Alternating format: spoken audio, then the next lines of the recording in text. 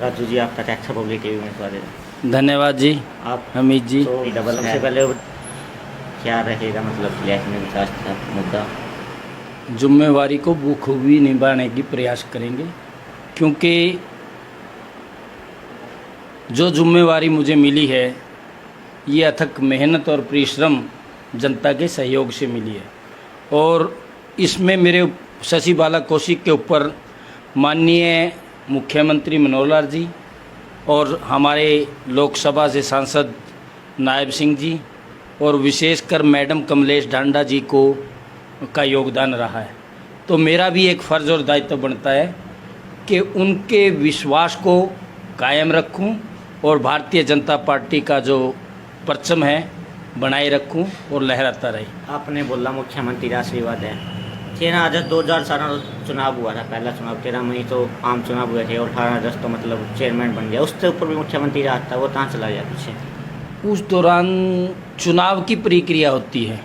चुनाव में जिसके पास मत जाता होते हैं वही विजयी होता है ना। वो बीजेपी का ही तो था ना, वहाँ आशीर्वाद का तो फिर वो सभी बीजेपी के थे जिसके पास आशीर्वाद। मुख्यमंत्री जी ने आशीर्वाद बनाए रखा और तो मेरे बीच में क्यों टूट गया मुख्यमंत्री? विश्वास नहीं टूटा, वो वोटों की गिनती के कारण नहीं, परसों का विश्वास नहीं जीत पाए मुख्यमंत्री। आज वो सर्वसम्मति से चुनाव हो गया, उसके परिणाम और भी बेहतर आए और जनता को पता चल गया कि सच्चाई की जीत हमेशा होती है। मैं तो एक संदेश भी देना चाहता हूँ कि सच्चाई कभी नष्ट नहीं होती, इसलिए आज भी सच्चाई की जीत हुई है। नहीं, आपने बोला सच्चाई की जीत हुई है, आपके ऊपर जिम्मेवारियाँ भी डबल है।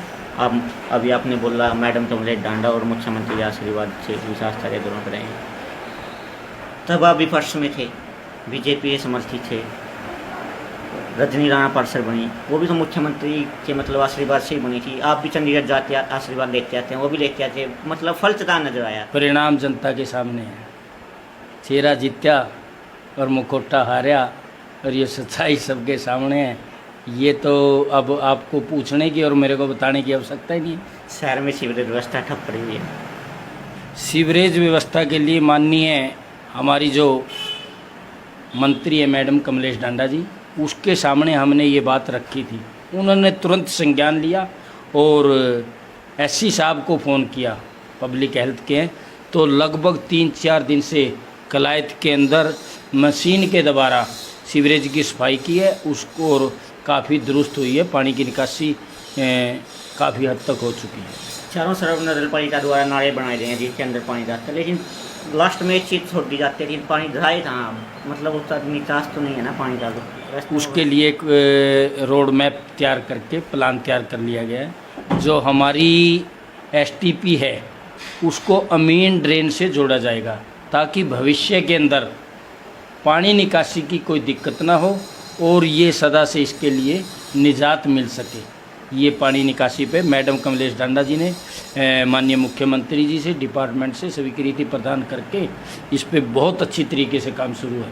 विकास कार्य थमे हुए हैं, विकास कार्य आपको अब नजर आएंगे, क्योंकि 4 महीने पहले अगर कोई एमएलए होता तो आज हमारी ये उम्मीद थोड़ी होती। कलायत के अंदर 100 करोड़ रुपए की या 50 करोड़ की बात थोड़ी होती है। ये सब मुख्यमंत्री जी की बदौलत ही है। 100 करोड़ रुपये अब आ रहे हैं, 30 करोड़ का 60 करोड़ का काम पेंडिंग है। मतलब उसके पैसे फिर ये मानते चले ना, वो पैसे नगर पालिका के कोष के अंदर जमा हैं जिन पे काम है। ये तो अलग से पैसे आ रहे हैं। 40 करोड़ रुपए नगर पालिका में है इस टाइम। 40 करोड़ के चाहे वो जितने भी हमारे, चाहे वो पार्क की बात हो और चाहे वो अपनी कम्युनिटी हॉल की बात हो, चाहे वो एमसी ऑफिस की बात हो, वो बजट हमारा अलग से है। उन्हीं मुख्यमंत्री घोषणा का पैसा उसी कार्य पे लगता है जिसके अंदर मुख्यमंत्री ने घोषणा, वो तो उसके अंदर हमारा है। जो जैसे काम पूरा होगा उसकी पेमेंट नगर पालिका कोष से कर दी जाएगी या अभी तक वो अलग कार्य हैं जिन पे हमने मांग पत्र रखा, आगे और करेंगे। अच्छा। जैसे जैसे शहर के अंदर हमें जैसे शहर के अंदर मांग, मतलब मुद्दा न भटके। 2020 में भी वही समस्या है, वही मांग भेजी जा रही है। 2021 में अब आप पार्षद बने हैं, कौन सी मांग थी 2020 की? आप बताओ ना। नहीं, मैं आपसे बताओ, हम तो बता दें, आप भी बता दो थोड़ा सा। 2020 के अंदर तो मेरे हिसाब में किसी बात आती है, दरियों की बात आती है, कम्युनिटी सेंटर की बात थी रिवाइज की, मैं आपको बताऊं, महाराणा प्रताप जो वार्ड नंबर 7 का, परशुराम धर्मशाला महाराणा प्रताप बात आती है। जो वार्ड नंबर 7 का एस्टीमेट था वो रिवाइज हुआ, उसके पैसे आ गए। पार्क का एस्टीमेट रिवाइज हुआ, उसके पैसे मंजूर कर लिए। जो जो अधूरे मंजूर तो हो गए, फिर काम क्यों नहीं शुरू खाते में है, काम शुरू है, वो पूरा हो गया। कहाँ हो गया? जो वार्ड नंबर 7 का बना दिया, जनता समर्पित है, जनता को समर्पित है, उसकी फीस 11,000 रुपये रख दी है। अब किसी ने कोई भी उसके अंदर बुकिंग करनी है, 11,000 रुपये फीस देगी और हमारे ठेकेदार ने वो पूरा काम कर लिया है। मतलब जो आप मानते हैं, जो 201 वो कंप्लीट हो गया, कंप्लीट पूरी हो गई पूरी। 2000 जो मतलब पैसा दबा दिया। जो काम रह रहे हैं पेंडिंग, उनको भी हम प्रोसेस में हैं, काम जल्दी पूरे करके और मुख्यमंत्री जी से शिलान्यास कर लिया जाएगा। आपको हॉस्पिटल गए थे क्या कभी आप? हॉस्पिटल तो सर ऐसी इमारत देख अभी आप मुद्दा बैठ रहे हैं, नगर पालिका में आते नहीं हॉस्पिटल तो पीडब्ल्यूडी द्वारा बनाया। मुख्यमंत्री जी ने नहीं, दोषना तो है ना, वो नगर पालिका का अलग से वो मुख्यमंत्री जी ने 13 अगस्त 2016 को अलग से बजट होता है नगर पालिका का, जिससे आपने जो अधीन मुख्य नगर पालिका के वो मुख्यमंत्री से नगर पालिका से पूरे कर लिए जाएंगे। ये सब डिपार्टमेंट जिसके अंडर जो डिपार्टमेंट के अंदर आता है उसी से काम। इसमें क्या फ़र्क पड़ता है? इसमें तो बात तो शहर के विकास की है ना, वो बहुत अच्छा विकास हुआ है। कलायत के इतिहास में 70 वर्ष के अंदर ऐसा विकास नहीं हुआ और ये जनता भी मानती है। आगामी रूपरेखा क्या रहेगी? आगामी रूपरेखा कलायत का विकास, सबको साथ लेकर के, सभी पार्षदों को, आप जैसे पत्रकार भाइयों को, कलायत की जनता की रायशुमारी से 36 बिरादरी की मांग के अनुसार आपसी भाईचारा कायम करके और सबके सहयोग से हमारी भारतीय जनता पार्टी, चाहे वो मुख्यमंत्री जी हो, हॉस्पिटल 50 बेड का हो, 100 की 100% मांग अगर किसी ने माननी है तो हमारे प्रदेश के मुख्यमंत्री माननीय मनोहर लाल जी है। और उसका परिणाम, जो कलायत भूमि बंजर भूमि थी भारतीय जनता पार्टी के लिए, और कलायत की जनता ने 5,000 वोट मैडम कमलेश डांडा जी को दे करके ये उसका एक ऋण चुकाने का भी काम किया है। और आज कलायत की बदौलत मैडम कमलेश डांडा जी प्रदेश की महिला एवं विकास मंत्री है। इससे बड़ी सौभाग्य की बात क्या होगी? नहीं, सौभाग्य हो गया ना कलायत हल्के का सौभाग्य है, हमें एक मंत्री मिली। नहीं, मंत्री मिली अच्छी बात है, मंत्री मिली है। और मंत्री के प्रयास से अब मैं आपको बताऊं, कलायत की जितनी भी चौपालें हैं सबका जीर्णोद्धार के लिए एस्टीमेट तैयार कर लिए गए हैं। कलायत में जितनी भी गलियां हैं, कुड़ियाँ हैं, अभी आपने बोला एस्टीमेट तैयार कर लिया, एस्टीमेट भेजे जाते हैं। 2020 में भी वही एस्टीमेट है, दोबारा फिर वही 2020 की ना बात करो। नहीं, फिर दोबारा फिर वही भेज जाते हैं ना, वो दोबारा पहले किसी ने नहीं भेजा, आज तक यही तो मुख्यमंत्री द्वारा। आपको मैं आंकड़ों के अनुसार बता देना चाहता हूँ कि जो मुख्यमंत्री जी ने 16 में मांग माननी थी, उन्हीं के ऊपर काम किया, ग्रांट खूब दी, तो विकास कलायत में इससे पहले आज तक हुआ नहीं। ये तो आप कहीं भी पूछ लो, आपको किसने गलतफहमी? नहीं, गलतफहमी नहीं है सर, मेरे पास रिपोर्ट है। 2020 में मुख्यमंत्री द्वारा दोषणों के लिए प्रस्ताव मांगा रहा था, नगर पालिका भेज देखिए, द्वारा फिर वही प्रस्ताव भेजे जा रहे हैं सर। उसके वजह में पहले भी 5 करोड़ की ग्रांट कलायत के लिए भी आई थी और राजन के लिए आई थी। लगी कहाँ है वो? गली नाली और स्ट्रीट लाइट, कपिल मुनि रोड। मांग तो ये है, जो जो हम मांगेंगे वही तो देंगे। राजू जी, उसमें मीटिंग होती है नगर पालिका जी, एक प्रस्ताव आता है जिसमें 16 मांझे नगर पालिका की होती हैं, 88 मांझे मतलब कमलेश डांडा जो अपने निजी सोच के दे दिया, सब पार्षदों के माध्यम से निजी, सब पार्षदों की मांगों के अनुसार मैडम कमलेश डांडा जी को मांग पत्र दिया गया और उन्होंने वो प्रस्ताव पास हो जाता है, लेकिन उसका पैसा तो नहीं आया ना। 2020 में प्रस्ताव पैसा का एक प्रक्रिया है।